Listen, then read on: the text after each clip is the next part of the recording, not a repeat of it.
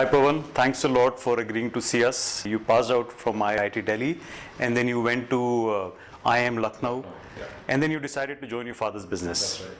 And very interestingly, you guys have been able to build this business very well, and apparently you worked in this business for 21 years and you have taken the business to the next level.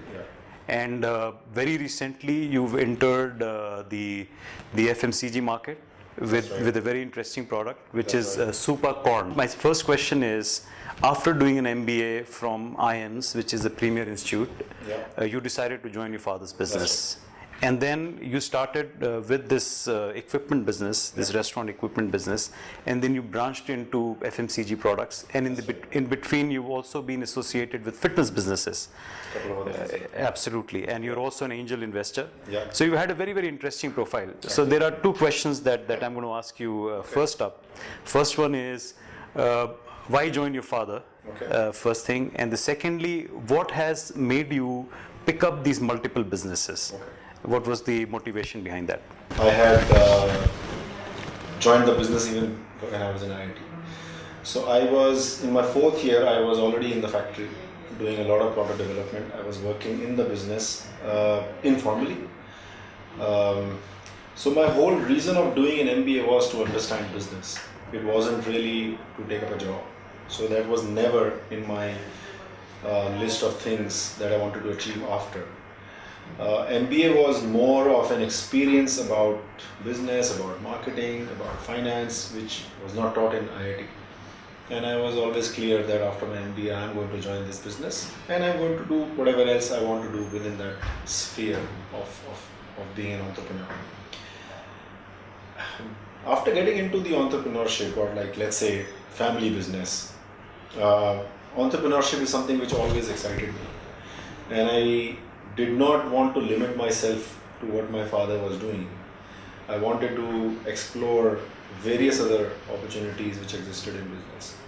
So in fact, my first venture, apart from this family business, which I started, was in '96, which was probably less than a year after I joined this business. There's a friend of mine who did his BTech project in CAD/CAM for textile machines. So we set up a company together. And his BTech project became a commercial product, which we launched in India in various cities, and we installed in various textile companies. Very interesting. At that time, there was no Indian company which was doing that. So I was doing that while this business was going on. So a couple of years later, I exited that business. My friend is still running it. My whole thing has been about, what's the next thing? And I believe that entrepreneurship is about innovation. Whether it's in service, whether it's in product, a new solution, a new thought, but it's all about innovation. So that whole, let's say, Kida in me has never died. And I have continued to do something every few years, something new. So Active Karma was the business which I started in 2000. That was all about active and healthy lifestyle. So that business was a bit early in its sort of for the market. Internet was not even there, in what it is now. So we had to get out of that. But over the years, I have continued to support a lot of entrepreneurs, and I have invested in various businesses as a partner, just as an investor, because I felt that there are number one, you want to be part of a certain journey, and you don't want to miss out on that because you are so much attached to what you are doing and you can't really do something else. You always have 10% time to give to something else. So I thought that why not do that? In our country, there is also a huge issue about infrastructure to support entrepreneurs, and that is something which I thought that I will do it in my own way in supporting.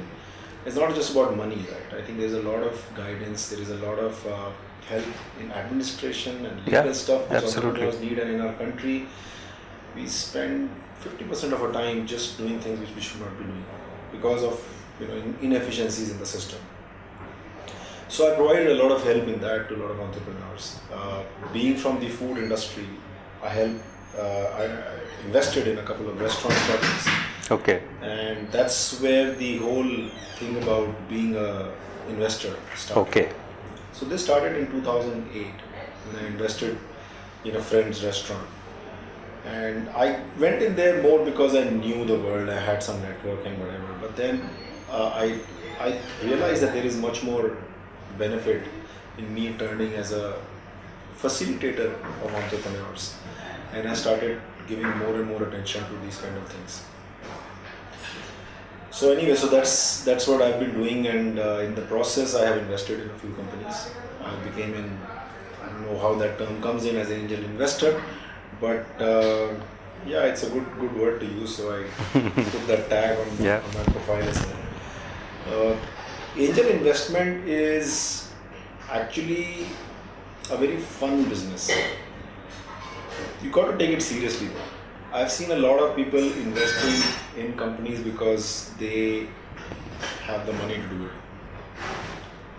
So you don't know whether it's beneficial or not. You just go ahead and put money because you want to be known as an angel investor. But I think it is very important to tell the entrepreneur that you are in the wrong direction and it's not invest in that business if it is not right. I think that's the first responsibility I see as an angel investor. Okay.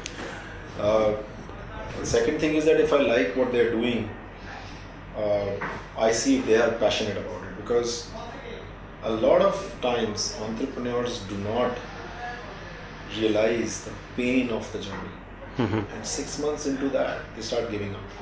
Okay. A lot of businesses fail within 6 months of inception. So when you are investing, you got to see first have they gone through the journey already or not. If you are going to put money before they go into that journey, you are taking a huge risk. Yes, you will get stock at a much lower valuation, but it's a very big risk. And for me, that's not what I want to do. I want to see the seriousness in entrepreneur. So that journey is very important. If they've gone through that journey, they realize the pain of it, and hence they love doing what they're doing. I want to see that. So first is the idea, second is the team, and a combination of that, what excites me into getting into any kind of a business. Third thing is that I see myself more of an expert in the food and food related industry. So I would invest in a company. I would like to invest in a company where I can also use my network, where I can use my knowledge. A lot of times I see entrepreneurs don't want that. I'm absolutely fine with it. So I sort of help them whichever way I can. But if it's an industry which is like, let's say, IT industry, right? It's a lot of tech, health, fintech, real estate. I've invested in all these very interesting. various industry segments which I have no idea of. Right? But I like the people, I like the idea, and I put some money behind them. Sometimes you succeed, sometimes you don't, but I think that's the whole excitement about the fun of it is also very important. I guess it is like that. So as I said, I mean, it's a huge fun business. You feel a part of another journey which you could have never done yourself. Of course, there's a lot of learning, but I think it's the whole thing about being a mentor and being successful with the entrepreneurs, new entrepreneurs is a fabulous journey. Brilliant. So that's what I like to do. You've been part of some very exciting businesses, as you were mentioning, and very well put. I mean, I think I really appreciate your approach. I think it's the people who hold the key. So the kind of tenacity or the kind of let's say the drive people have actually define the success of businesses. I'll come to your more recent venture, SUPACORN. It's a red hot venture. I learned from you that you guys have been growing at the rate of over 25% month on month, which is fairly significant. So what made you get into this market and what has really contributed to this huge success? Could you just throw some light on that? Yeah, so food is something which has always excited me. I'm not a cook, I'm not a chef. I just, being in the industry, our family business is about supplying capital goods, setting up restaurants. So I have always been seeing a lot of these chefs. A lot of chefs are my friends, and they all talk about food and flavors, and they can pick up small flavors from any product, and they say, "Isme ye kam hai, ye hai." So that was something which was very exciting for me. And I thought that there is so much that needs to be done in food. I used to travel a lot abroad, used to, I still do. So when I used to go to the supermarkets over there, and I used to meet the chefs in those countries, amount of advancement, let's say, in the food industry, which is there in, let's say, Europe and US, is like beyond imagination for Indians. If you went to a supermarket in, let's say, US, and there is a shelf which keeps sauces, okay, there will be at least 50-60 varieties of different kinds of sauces. In India, I'm talking about, let's say, 5 years back, you went to a supermarket to see sauces, you'll have tomato ketchup from 3 brands. Now, not that Indians don't need that food, it's just that there was not enough work being done, maybe because the market size was small or whatever the reason that may be. So I had always this thing that I want to do something in food, and I want to do something in niche to start with, to understand the industry before I get into the big thing of that. So a friend of mine who has been in the sweet corn business for 12 years before we partnered came up with this idea that you can actually increase the shelf life of sweet corn at ambient temperatures to 9 months with this new packaging technology, and it's ready to eat, and no preservatives, no pesticides. That's very exciting. So you open the pouch and eat it. I was in a way involved in the day-to-day business. 6 months later, I just saw that what he has created is humongous. He didn't even realize the potential of the business, because this is not limited to sweet corn. Okay. You can make salads, you can make other vegetables like that, and if you do a little bit of work on it, you could do it with fruit. As far as the technology is concerned, it's used for various applications. The way we use it is very different. Okay, so very interesting. So in our kind of way, the way we package the product, we don't have to put anything in it, and that gives its natural taste and remains true to its natural goodness. Few months later, when this business was going on, I said, look, I want to get involved in this. Since I got in, it's about 10 months now, and in those 10 months, as I told you, that's the kind of growth. We've had a dip in between because there are learnings. You always, if you don't make mistakes, then there is something else wrong. So we made some mistakes, we learned, and we have grown. Now we are working on different products, and we are working on some more categories, which is going to be another brand. Okay. So in SUPACORN, we are going to do many more corn products. And now it's getting more exciting because food, when I realized how big this industry can be, how many mouths to feed in this country. Absolutely. Amazing. And why only this country? I mean, you look at the world, for that matter. One thing which I've learned in the FMCG business is that the business is about knowing your customers.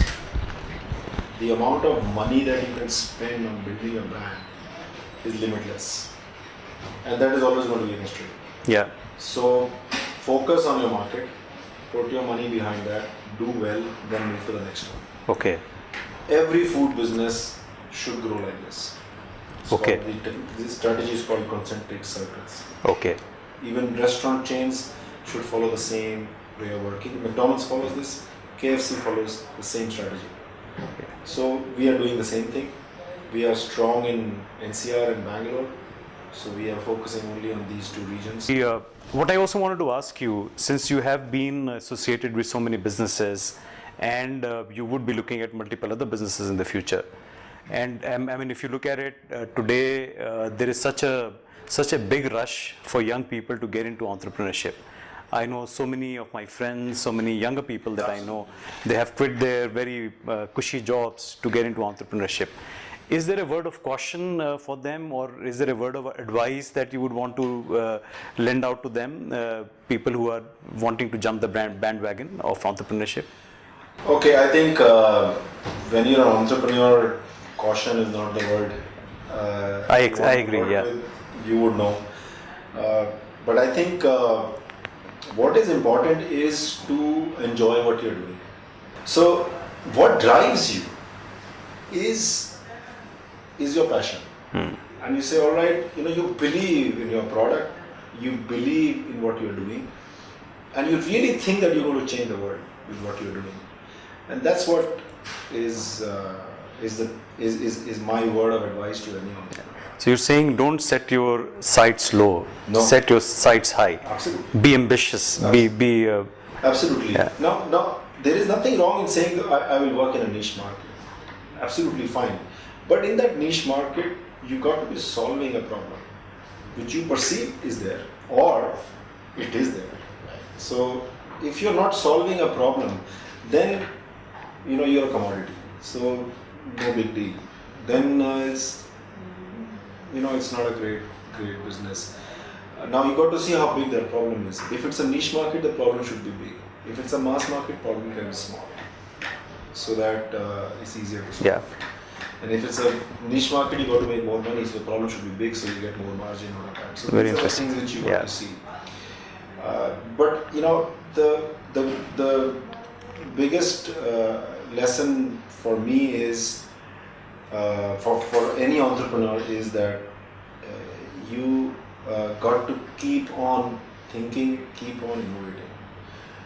The journey never stops. It never ends. You never reach a level you say, I have arrived. I think when you reach there, you're basically going down the hill after that. So that's my thing. Even after years of success, you got to continue to give yourself more problems and say, all right, let me now solve Absolutely. this. Now let me solve this, and that's how you grow. Brilliant. So I think humility is very important. If you're not resting on your laurels, and you believe, you have to be humble somewhere in your success as well, No, and strive for more, and not rest at. That's the advice that you're giving people. Yeah, absolutely. So I think these are the important words that you're Yeah. saying, and these words, if you do not have these characteristics Yeah. in you, you should never become an entrepreneur. Entrepreneurial journey itself is a very humbling experience, because you have to get your ego out of your system, and you got to learn. You got to learn from everybody you meet, and you can never say, I know this. You don't know it. Everybody else knows better than you, and then you go there with humility. Only then you learn. And if you're not learning, as I said, you got to think of new problems. So you're not learning about new problems, and you're not solving new problems. So you will not succeed. Brilliant. Thanks a lot, Pawan. I think there were some very good points that you made about entrepreneurship, and I think there's a lot that young people would learn from the things that you said about entrepreneurship. And I think you are a true global thinker. You have you have learned from multiple countries. You have tried to bring in international concepts, or you're learning of best practices and some interesting stuff that you've learned through your travels and your learning and your experiences. You've brought it in Indian context. So thanks a lot, and congratulations for being a true global thinker. Thank you. Thank you.